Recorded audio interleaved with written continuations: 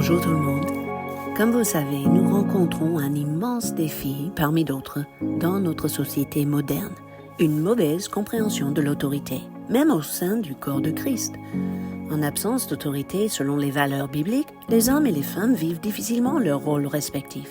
Par exemple, si un homme n'est pas élevé avec une notion saine de sa masculinité et de son autorité selon l'ordre divin, cela peut conduire à des dérives en raison de ses insécurités, soit un caractère efféminé où il se laisse écraser, soit une forme de machisme. Par conséquent, les femmes commencent à adopter des caractéristiques d'un homme. Le point de référence principal d'une femme est son père. Lorsque le père comprend son rôle, une femme trouve ses repères. Comme on dit, pas de père, pas de repère. Cependant, si le père est absent ou instable ou dysfonctionnel, une femme n'a pas de boussole dans son âme. Sa réaction, consciente ou involontaire, est de devenir victime ou rebelle ou, pire, Jézabel. Tous ces dysfonctionnements sont des indicateurs que nous avons tous besoin d'une certaine guérison en ce qui concerne le père et l'autorité paternelle. Vous êtes d'accord avec moi, aucun père n'est parfait. Et aucune femme n'est justifiée dans ses aberrations non plus. Mais nous pourrons revenir à la parole de Dieu et permettre à ce qu'elle établisse en nous l'équilibre. Par exemple, l'apôtre Paul avait une autorité particulière dans les églises, n'est-ce pas? Mais il a décrit son approche dans la manière suivante, dans 1 Thessaloniciens 2, 6 à 8. Nous n'avons pas cherché la gloire qui vient des hommes, ni de vous, ni des autres. Nous aurions pu nous produire avec autorité comme apôtres de Christ, mais nous avons été pleins de douceur au milieu de vous. Puis dans versets 11 et 12, il continue. Vous savez aussi que nous avons été pour chacun de vous ce qu'un père est pour ses enfants. Vous exhortant, vous consolant, vous conjurant de marcher de manière digne de Dieu, qui vous appelle à son royaume et à sa gloire. Vous voyez, l'autorité de Dieu reflète ces caractéristiques-là, notamment la bienveillance. Il y a 3 autres passages qui révèlent les valeurs de Dieu en ce qui concerne l'autorité, et je ne vais pas les lire, mais je vais vous donner les références. Genèse 41, 33 à 38. C'est vrai, Joseph, dans ce récit, a subi des injustices pendant des années. Il aurait pu mépriser ou détester l'autorité. Mais la fin de son histoire était entre les mains de Dieu.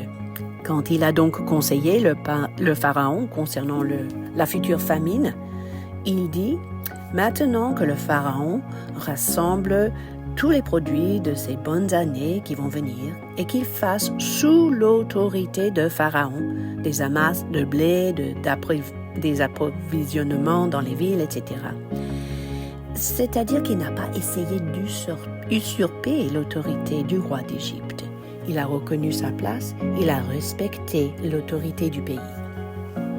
Autre chose, avec l'autorité que Dieu nous donne, il nous instruit de veiller.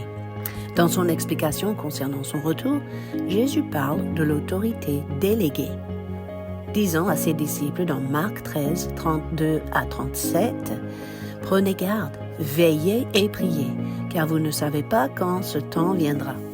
Il en sera comme d'un homme qui, partant pour un voyage, laisse sa maison, remet l'autorité à ses serviteurs, indique à chacun sa tâche et ordonne au portier de veiller. » Et il conclut en disant « Ce que je vous dis, je le dis à tous, veillez. » D'autres termes, je vous ai délégué mon autorité afin que vous veillez. Finalement, dans Matthieu 8, 5 à 10, nous voyons comment la foi est activée quand nous comprenons l'autorité. Vous connaissez cette histoire du centenier qui aborde le Seigneur et lui dit « Mon serviteur est couché à la maison, il est atteint de paralysie, il souffre beaucoup. » Jésus propose « J'irai, je le guérirai. » Mais le centenier répond « Seigneur, je ne suis même pas digne que Dieu entre sous mon toit. Mais dis seulement un mot et mon serviteur sera guéri. Car moi, je suis un homme soumis à mes supérieurs. J'ai des soldats sous mes ordres. Je dis à l'un, va, et il va, et l'autre, viens, et il vient. » Donc, après avoir entendu cela, Jésus était surpris que ce Romain a saisi les principes d'autorité, parfois mieux que le peuple de Dieu. Mais c'est important de réaliser cette dimension de l'autorité afin de voir l'œuvre de Dieu accomplie et des miracles de Dieu libérés. Il est aussi important de reconnaître la vraie autorité selon Dieu, parce qu'on a l'autorité légitime, mais aussi l'autorité illégitime. L'autorité légitime est basée sur notre vraie identité, enfant de Dieu, porteur de son nom, ambassadeur de Christ, etc. Mais l'autorité illégitime est basée sur une fausse identité, que ce soit orphelin, victime, tyran, etc. L'autorité légitime est approuvée par Dieu et confirmée par le soutien de Dieu. Mais l'autorité illégitime est ni reconnue ni agréée par Dieu. Et cette autorité-là est livrée et à elle-même, elle n'est pas soumise à l'autorité de Dieu.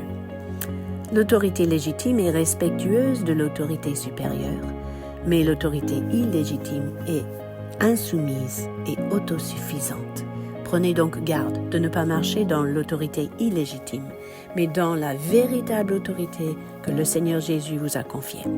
Dans les jours à venir, le Seigneur va vous aider à discerner cette autorité légitime et à exercer cette autorité. Je vous dis à bientôt.